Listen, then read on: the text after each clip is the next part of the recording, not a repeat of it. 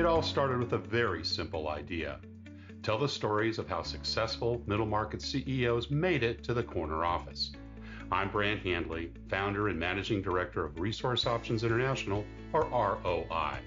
We're the USA's premier executive search firm focused exclusively on empowering middle market companies to attract, hire, and retain A players while transforming top executives' careers and lives. ROI's Into the Corner office is dedicated to discovering how middle market CEOs advance their career, and we're making these remarkable and sometimes quite unbelievable stories available to you for the very first time. Listen and learn about the challenges they've overcome, the interesting people they've met along the way, and the lessons learned that steered these executives' unique journey into a middle market corner office of their own. I know you enjoy these CEO stories as much as I've enjoyed recording them. So thank you for listening today. And if you like what you've heard, rate us on iTunes or wherever you get your podcasts. I'm looking forward to you joining me on the next great middle market CEO adventure into the corner office.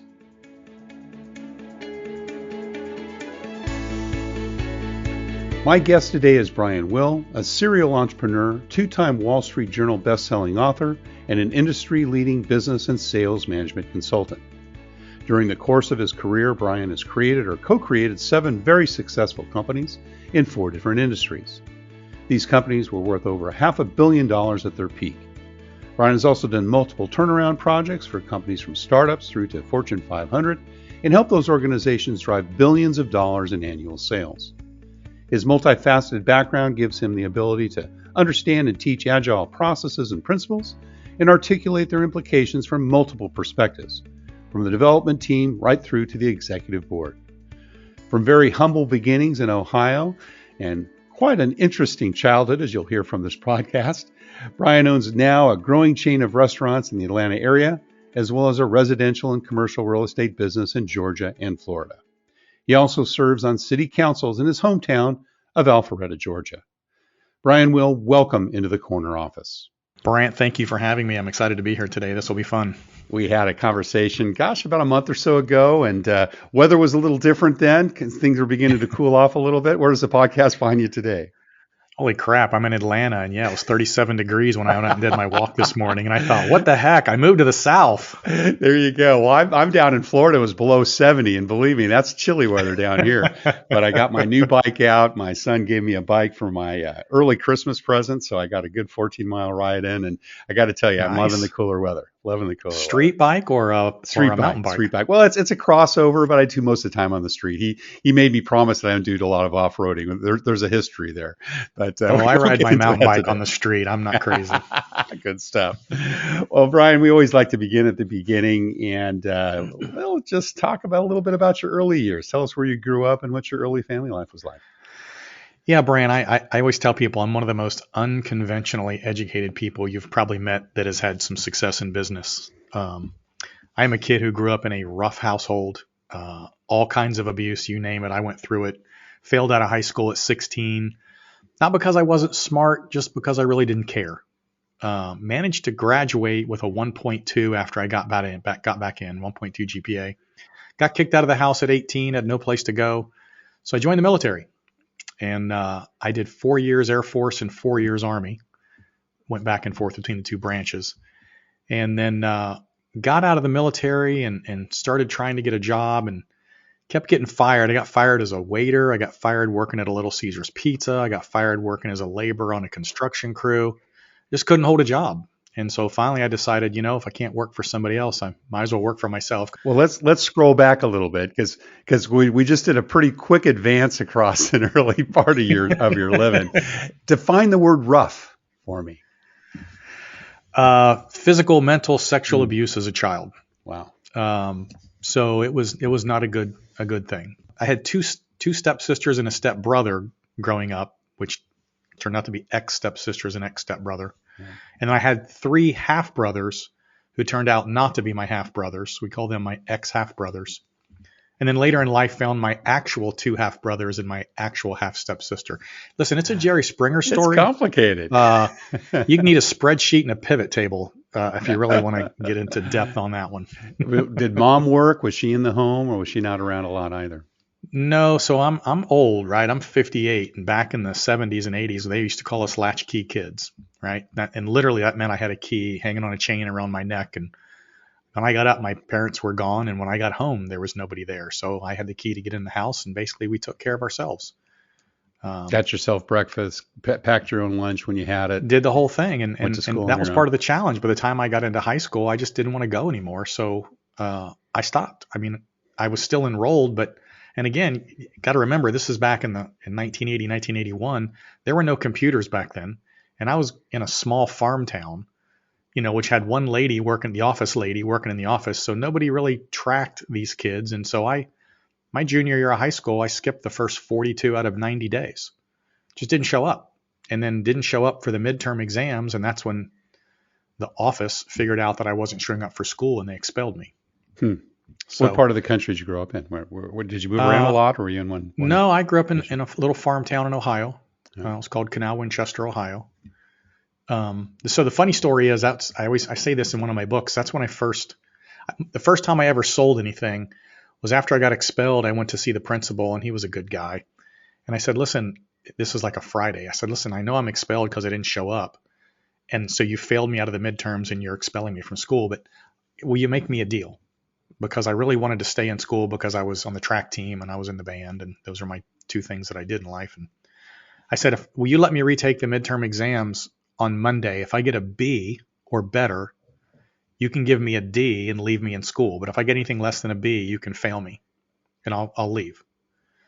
And he was a nice guy. And again, this wouldn't happen today. And he goes, all right, I got nothing to lose. I'll give you a shot. And so I went home, I studied that week, and I came back and I passed all my exams with a B, and he let me stay in school Hmm. under the condition that I would never miss another day before I graduated. So that's how I managed to stay in or get back in, and then ended up graduating with a 1.2 GPA. Got your diploma. Well, tell us a little bit about those extracurriculars. You said band, and what was the other area that you Yeah, spent? I was a Track. musician, or at least I wanted to be. Again, coming from a small town, I was like the best trumpet player in our region. Thought I was going to be a famous musician, and so ended up switching out of that school and going to a school for the performing arts to be a music major, and got into a school of really talented people. And that's when you realize, holy crap, there are people that are so much better than me. I mean, it's like night and day. It's like a high school kid trying to play on a professional team. It's just the difference. These kids were just really, really good. And so about 6 months into that, I realized if they weren't all going to make it, and if they weren't, I had no shot. Big fish in a small pond, went to the Yeah. big pond, realized that you were a minnow. So quit music. I also pole vaulted in high school. That was the other thing that I was good at. Everybody's got their thing that they're good at, and those are my two good ones: playing the Yeah. trumpet and pole vaulting. Was there a coach or a music instructor that had any influence on you during those days? That is a really good question, and there was. I had a music coach. His name was Jim Dowdy, and he was my junior high music band director, and he was the senior high band director for the football games for doing the marching band and whatnot. And he was one of the first teachers. This was from the 7th grade. Whoever took an interest in me and told me that I could actually, not be a failure, and I could actually do something, and I could actually be good at this, and gave me private lessons. And he was like the big one that I recall from school who actually believed in me when literally nobody else did. I actually found him on Facebook a few years ago and sent him a nice note telling him I appreciate everything he did for me. You probably don't remember, but I do. Kept you on the line to reality. Huh? Yeah. And then what about a coach? You said track, pole vaulting. I was a pole vaulter as well, believe it or not. Fun sport. Oh, wow. Nice. Hated to run. Loved the sprint. Oh, see, I was a pole vaulter. I never had to do the run because I'd just be like, Coach, I can't run, man. I'll pull a hamstring or something. I won't be able to pole vault. I wasn't as good a convincer as you were. That was the thing I hated because, we used to have to run those bloody 440s. But at any rate. Yeah, that was Coach Locke, and he's no longer with us these days. But Coach Locke, again, we're talking small school, right? 80 kids in my class, kindergarten through 12 in the same building. Coach Locke was the football coach, the track coach, the science teacher, the phys ed teacher. Like he did everything. And so during, if you were in one of his classes and you were on one of his teams, whether it was track or football, automatic A. right? Didn't matter what you did, didn't show up, didn't matter. You got an A in his class. Once again, you can't do that today. But in the late 70s and early 80s, that's kind of the way we did it in a farm town. So you graduated, got your degree, kept your promise with regards to getting that B average, and made the decision about the military. Now, was that kind of the last resort, or was you attracted to it? Tell us a little bit about your thinking behind it. It was first the Army or first the Navy? Here's the story. So I wasn't allowed to not come to school, but at no point did they tell me I had to actually go to class. True story. I was skipping class one day, sitting in the stairs in the hallway. The guidance counselor came by. Her name was Miss Horstack, something like that. And she said, Brian, what are you doing? I said, I'm not going to class because I don't want to go. And she said, well, I can't have you not go to class. I will have to report you, and I don't want to do that. So come with me. There's an Air Force guy here, and he's going to do a little presentation. You just need to sit through it, and that way I won't report you.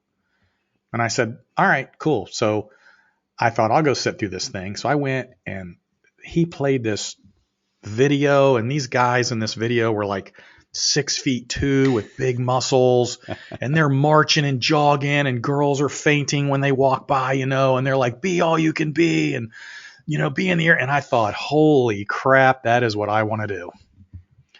And so I said, I want to join the Air Force. And he goes, yeah, I've seen your transcripts. We're not interested. By the way, that is the takeaway close that I learned later in life. And I'm like, what do you mean you don't want me? Of course you're going to take me. I want to be in the military. Yeah, really not interested. I mean, if you want to go take the test, you can, but chances are we're not going to let you in. Well, that was just a challenge. So I went and took the test. Do you think he did that purposely? Do you think? I think it's the takeaway close, 100%. Yeah, 100%. I took the test, scored really high, and I remember him calling my house one day. Back when we had phones that hung on the wall, and you had like a 20-foot long cord, so you could walk in the other room and talk to people, and they didn't hear you. So I walked in the dining room with the phone. I'm like, because I didn't want people to know that he wasn't going to let me in. And he goes, hey, guess what? You scored really high. You can do anything you want to do in the Air Force. What do you want to do? Wow. And I was like, give me the hardest thing you've got. And he said, aviation electronics is where you want to go. And I said, all right, sign me up. So I signed up for the Air Force, graduated high school, got to basic training, and my very, where was your basic training, Brian? Lackland Air Force Base. You get there, you get off the bus. Everybody's nice to you till you get off the bus, and they start screaming at you, and everything you do is wrong, and they're just intimidating as hell. And I remember going to bed that night, and you're exhausted, and you have no more hair left, and there's a whole room full of people, and half the guys are snoring. The next morning at 4 a.m., these guys come running in the barracks with trash cans and trash can lids and hammers, and they're banging on stuff, and they're screaming, they're picking up your bed and slamming it up and down. I remember that first morning I woke up and I thought, what in the hell have I done? I have made a horrible mistake. This is not where I need to be. And that was the beginning of my military career. So I did 8 more years after that, 4 in the Air Force, and then switched to the Army. So tell us about that switch. What was your thinking behind that? I always wanted to fly airplanes. I was fascinated with flying. I'm a pilot today. And the Air Force will not let you fly without a college degree. And about my 4th year in, I was at this point working in crypto communications at Dobbins Air Force Base in Marietta, Georgia here. And I was complaining one day about the Air Force wouldn't let me fly. And I had taken all the tests and I'd scored high enough, but no education. And somebody said, at the other end of the runway, there's an Army base, and the Army will let anybody fly. You should go down and talk to them. And that is the truth. And I said, it's lunchtime. I'll be back. And so I drove down to the other end of the runway, and I walked into this Army unit headquarters, and they were like, can I help you? And I said, yeah, I'm in the Air Force at the other end of the runway, but I want to fly. And they were like, well, come on, son. Let's see if you can pass the test. And I passed the test, and they were like, you're in. So I got out of the Air Force, switched to the Army, and I was a right seat in an OV-1 Mohawk for 4 years. Based at the same location. Base at the same base. Didn't even have to give up your barracks. Well, yeah, I guess they probably put you in Army barracks, right? I was in the National Guard at that point, so we were weekend warriors. Yeah, awesome, great. So, if you look back at those 8 years, which were really your first jobs, what was your takeaway of those 8 years in the military? What do you think you learned? 2 or 3 top things. I've told this story many times, and people talk about entrepreneurs and why they go through what they go through and what makes them be able to get through all the crap that you're going to have to go through if you're going to start and build a business and scale. And I remember early on in basic training, we had people that wanted to quit. And I remember the drill instructors would be like, what do you mean quit? You don't have a choice to quit.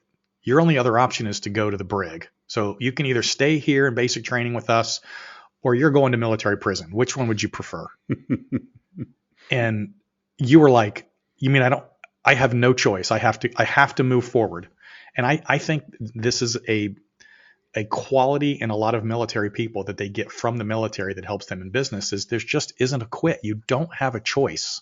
You just keep moving forward. Yeah. Tired, exhausted, hurt, whatever. You just keep moving forward. And that's how you succeed in business. You can succeed at any level as long as you don't quit and learn the lessons you need to learn so that you can grow into the person that you need to be to run the business that you want to run. So I think that gave me some discipline and understanding about not quit. I didn't know it back then, right? So we always go back and we look at our life and we try to connect the dots, or at least I do. And I think that's one of my early dots is just, I remember that drill instructor saying, you don't have a choice. You either do this or you go to jail. So you just move forward. And that's what I do. Love that. So 8 years in the military and you go into business. So you go work for someone first. I know you've got several companies you founded. Got fired a bunch. Yeah. Yeah. Got fired a bunch. And what was that first job? What did you take coming straight out? Construction helper. Mm-hmm. I was working on a vinyl siding crew, hanging vinyl siding on apartment complexes, and I got fired after about 6 months. Then I went to work for Little Caesars Pizza as assistant manager, and I got fired after several months. Then I went from there to try to be a waiter, and I got fired from that job because I had worked a 12-hour shift and I owed them $6. I didn't make any tips. And then I went from there over to Applebee's and became a busboy, and I worked there for 2 years. That's when I met my wife, and that's where I worked as a busboy, and she was a waitress when we got married. Huge future, right? She was.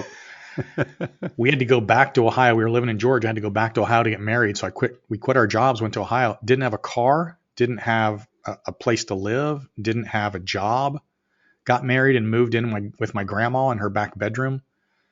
And a buddy of mine called me and said, do you need a job? And I said, yeah. And he goes, okay, you can help us mow grass. And I said, how much are you going to pay me? And he's like, $4 an hour, but we'll pay you cash. I was like, cash? I'm in, except you have to pick me up because I don't have a car.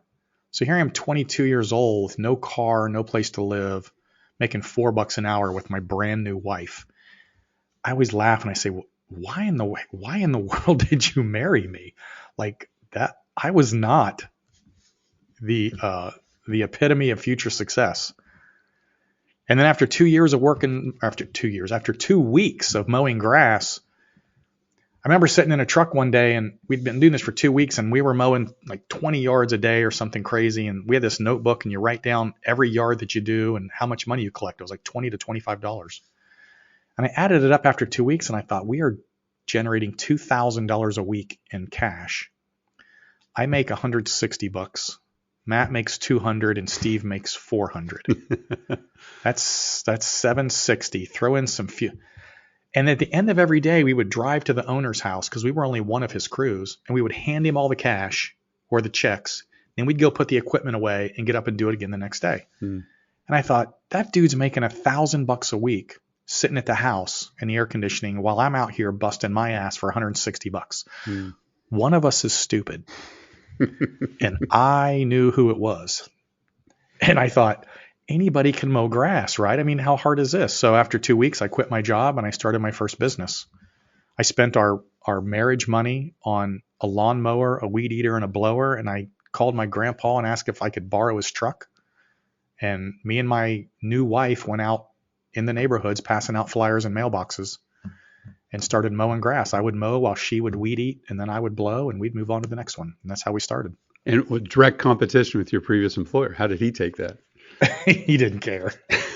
There are enough houses. I don't think I was in competition with him. I was a dude mowing like 10 lawns a week. I remember the first time I made $100 in a day, and I thought, holy crap. I was making $160 a week on my job, and now I'm making $100 a day. I thought I was rich. So what was next? Think about that. Yeah. I built that into 7 franchises. Mm. We were doing about $6 or $7 million in revenue. And Just as I like just to lawn say, mowing. Just lawn mowing. we went from lawn mowing to installation. We started moving up to multifamily properties. We made a couple of huge mistakes, though. As I like to say, that business did really well until it didn't. And then the entire company collapsed around me and I lost everything. My house, my rental property, my cars, my motorcycle. I had a child with health problems at this point, needed open heart surgery, and I couldn't afford insurance, so I didn't make the payments before I found out she needed open heart surgery. So my whole world collapsed when I was 29, I believe, 29 or 30, something like that. What were the a lot of good lessons. What were the business decisions that you would have done differently? 2 things I've carried with me my whole career, and I tell people this all the time. If you have a business and the majority of your revenue comes from one source, you have a job. And in my case, we had all these crews, but we were doing work for a major multifamily contracting company. And so 80% of my revenue came from one company, even though it was spread out amongst all their properties. Well, the problem is they hired a new vice president of construction, and he had a son in the landscaping business, and so they fired me. Yeah. And you think these things can't happen, but they do. And so he fired me, and not only did they fire me, and I had all this infrastructure to support these 7 crews, they also withheld a $150,000 payment as security against warranty work. And I was living up to my eyeballs in debt. So my first problem was all my business was concentrated in one client.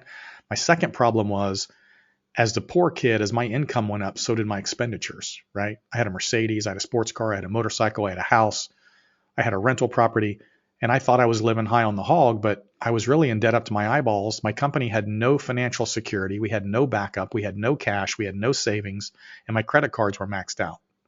And so when they withheld the $150,000, I couldn't pay my bills, couldn't pay my mortgage, couldn't pay for my kids' health insurance, couldn't pay my vendors, by the way, because in a business, you live off accounts receivable and accounts payable. Right. And we always do accounts payable 6 weeks later. So the money you bring in today is money that you're paying bills from 6 weeks ago. That's pretty much how business runs. It's either a 30 or 60 day accounts receivable. So when they withheld the money, I couldn't pay all my vendors. I bounced 130 checks in 1 month. And the bank closed my account. They told me I was no longer welcome there. And by the way, I owed them $3,000 in bounce check fees. I'm like, I can't cover the checks. How am I going to cover the bounce check fees, And now I can't open a bank account anywhere in town. So those are huge lessons that stick with you for the rest of your life that you never do again. How'd you dig yourself out of those? I sold everything I had. I mean, everything, right down to I kept my little pickup truck and some shovels. And as I like to say, I went back to me, a shovel, and a truck. Because I didn't have any education. I didn't have any job skills. This is all I'd ever done. And so now it was back to just me, passing out flyers and going out and digging holes and planting bushes. When I sold literally everything I had, my house, my cars, the motor, everything, I had $5,000 left over when I paid all my bills. That was basically my net worth at that point, $5,000. I put that down on a house that I lease purchased and went back to digging holes. And that's when I met my friend Sam, who for 6 months tried to talk me into selling insurance. And I kept telling him no.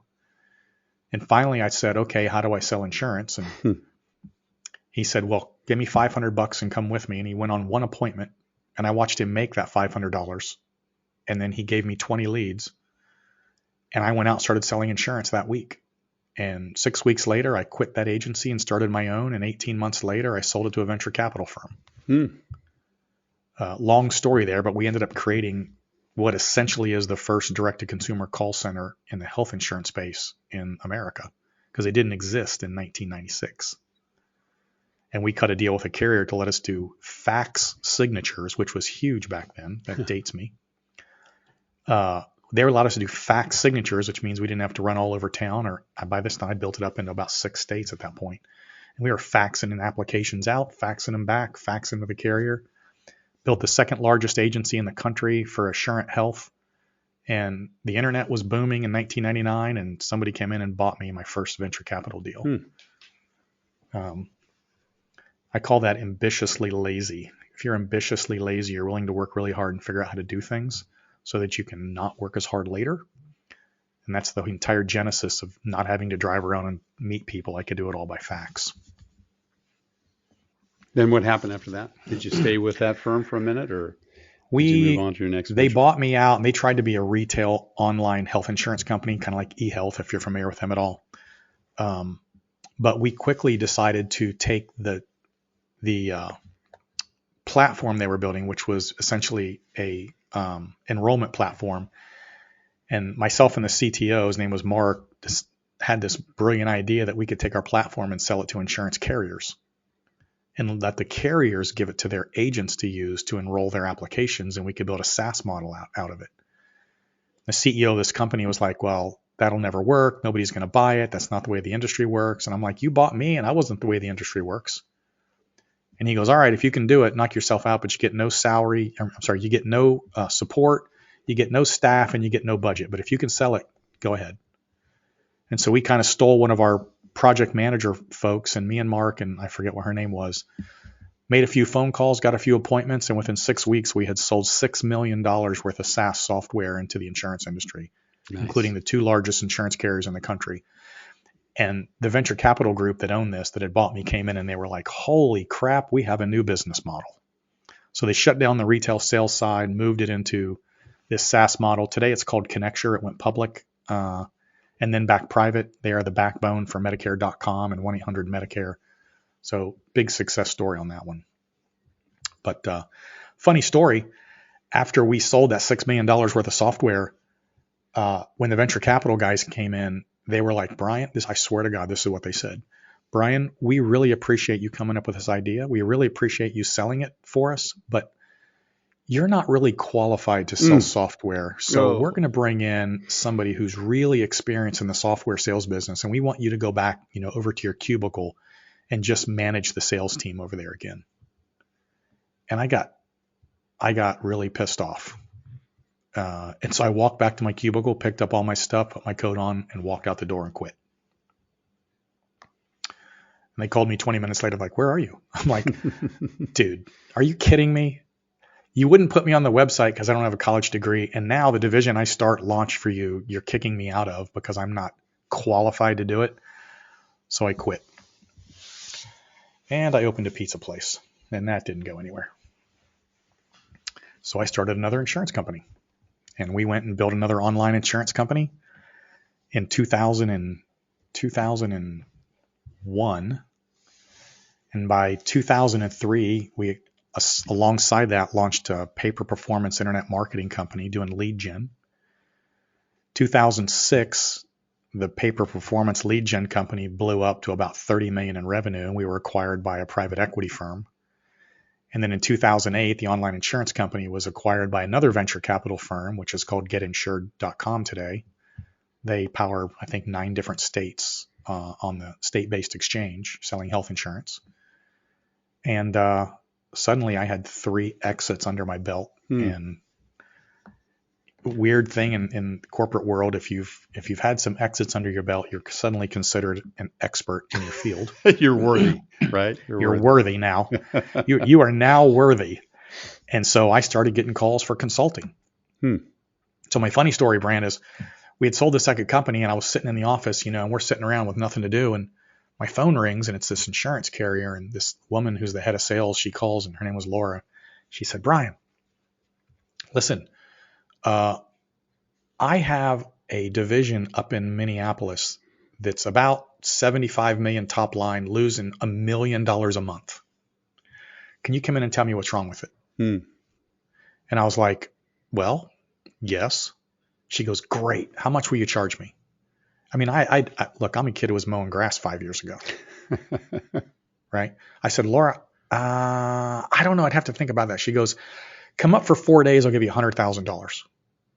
And I was like, that's about right. Yeah, that's about right. I can do that. Now, mind you, I had millions and millions and millions of dollars in the bank at this point, but still. And I remember hanging up, and I walked into my other partner's office, Steve. I said, Steve, this lady just offered me $100,000 for 4 days. I'm like blown away. He goes, well, you're an expert now. Like it was no big deal. I'm like, that is unbelievable. And so I went up and started this consulting project. And after 4 days, I went to see the CEO, and I said, hey, man, there's 7 things wrong with this company. And I had a PowerPoint presentation I'd spent like 3 days building. And I get through, it's 7 points. I get to point number 2 and he goes, stop, can you fix it? And I was like, yes. He goes, all right, Laura, figure out how much to pay him.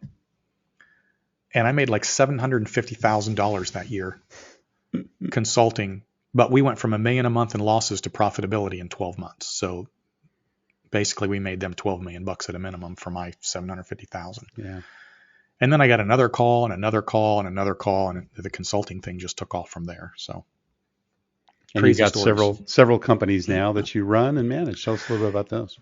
Yeah, so I actually did another company that we ended up selling for nothing. It didn't work. Didn't lose money, but didn't make any. And then it's a cliche that I was sitting in a bar one day and I thought, I'd like to own a bar. And so I did. I bought the bar I was sitting in.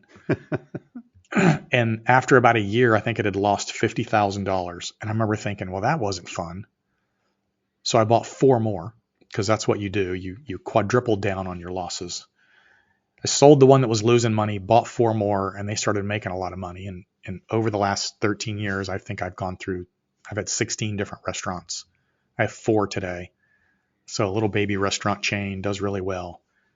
Got into the real estate business, buying long-term rental properties. Started writing books. I've got 3 books out. 2 are Wall Street Journal bestsellers. And then earlier this year, launched a coaching consulting company for entrepreneurs, really in the $5 to $50 million space. So that's what I'm doing today. What do you do for fun? It's funny. I was talking to this guy, one of my clients, he called me last night at like 11:30. Now, mind you, by the way, I'm also on city council. I was sitting in city council till like 11 o'clock because we had a really long meeting last night. He called me at 11. He says, hey man, can you call me tonight? I'm driving back from Nashville, yada, yada. So I get out of our city council meeting. I called the guy back at 11:30 last night and we were talking and he asked me the same question. He goes, what do you do for fun? And I told him, I said, Leon, I'm weird. I don't golf. I don't fish. I don't hunt. I don't really watch sports, which I own a sports bar chain, by the way. I do business for fun. Yeah. This is what I do for fun. I enjoy it. It's not work to me. I love the thrill of the chase. I love the adrenaline rush of winning and the fight of losing. I think entrepreneurs at their heart are warriors, right? We're like the Vikings of old, and we have to have a challenge. We have to have a fight. We have to have a battle. And if we don't have a battle, unfortunately, sometimes we go look for one to our detriment a lot of times. And I know I do that. I'll go look for a battle or I'll pick a fight with somebody, not physical, that I probably shouldn't, but I do it just because it's that warrior mentality we have as entrepreneurs. And really salespeople are the same way. We're warriors. So to me, that's fun. Business is fun. Winning is fun. Losing is fun because it's a challenge. I get to fight and try to win again. I don't know. Maybe I'm weird, but that's what I do for fun. Wartime versus peacetime. Wartime is fun. Yeah, it is. Nobody gets hurt, fortunately, in my wars. But right. But well, if I win, it's like I'll do things. And I hate to say this, but my lawyer, like somebody will do something, and I'll go to my lawyer and I'll be like, "Hey, man, let's go after this guy." And he's like, "It's not worth it." I'm like, "I know, but let's do it for fun." He's like, "You're an idiot." I'm like, "Yeah, I know." Looking back at all these ventures and, kind of boiling down to those 2 or 3 key principles as an entrepreneur, what would those be for you, Brian? Oh my gosh. The biggest one, and I kid you not, is my first 15 years in business. I was hell on wheels. I didn't listen to anybody. It was my way or the highway, particularly if things weren't going well. I would get more and more autocratic, and you do exactly what I say when I say. And weirdly enough, it didn't work, but you don't see that until later. And it wasn't until I had this breakthrough moment with one of my partners. And it is my first breakthrough moment where I made the decision that I don't know everything. I should listen to somebody who's been there, done that. That my entire world changed, my children's lives changed, generational wealth was created, my grandchildren's life changed. And it changed because I made a decision at some point, and I know the exact time, to listen to somebody else who was smarter than me and knew more about what we were doing than I did. And if I hadn't, I have a tattoo that says I'm in. And it's a story about me telling my partner when we get into this argument. I'll tell you the story. You want to hear the story, Brant? Sure, absolutely. All right, so we had started this internet company. I had the insurance company. We started this internet company. And my partner, Steve, he'd already built and sold companies, very wealthy guy. He was probably worth 20 million. I was probably worth $20. And he comes and he says, I'm going to throw $500,000 into this company. You have equity, I have equity, but we both owe the money back. And I'm like, cool. Steve's throwing $500,000 in. I have equity, he has equity, but we both owe it back. No worries. 9 months later, my accountant came into my office and he sat down. He said, you need to shut that company down. And I had the insurance company, and that was the internet guys. He said, you need to shut the internet guys down. I said, what are you talking about, Frank? And he goes, they've burned through the entire $500,000. We've generated no revenue. I'm like, what? He's like, no revenue, 500,000 gone. You owe $500,000. This is going to bankrupt the insurance company. We were an agency. And I said, holy shit. And I remember going home that night, freaking out, and talking to my wife at the time. And I'm like, I got to get out of this thing. I owe $500,000. I don't have $500,000. I'm freaking out. The next day, Steve comes into my office and he says, guess what? We're going to invest another $66,000 in more servers because we need more server space. And I said, Steve, Frank was just here. We ain't making no money. We can't afford another $66,000. He goes, don't worry about it. I'll throw the money in. It'll just go into the debt. I said, I'm already $500,000 in debt. I don't want another $66,000 of debt. I don't want to do this. He goes, Brian, it's going to work. I've been there. I've done this. You know that. It's going to work. I'm like, Steve, it's not working. He goes, it's going to work. I'm like, you haven't generated any revenue, Steve. And I'm literally freaking out. And he looked at me and he said, Brian, I'm going to make you a deal. You give me my equity back. I'll take all the debt on personally, and we walk away as friends. I don't want money to come between our friendship, but you need to tell me right now, you're either in or you're out. And I remember staring at Steve sitting across from me on the desk for like 2 minutes, with that ping pong ball in your head going bing, bing, bing. Yes, no, yes, no, yes, no, yes, no. And I remember thinking, he's wealthy. I'm broke.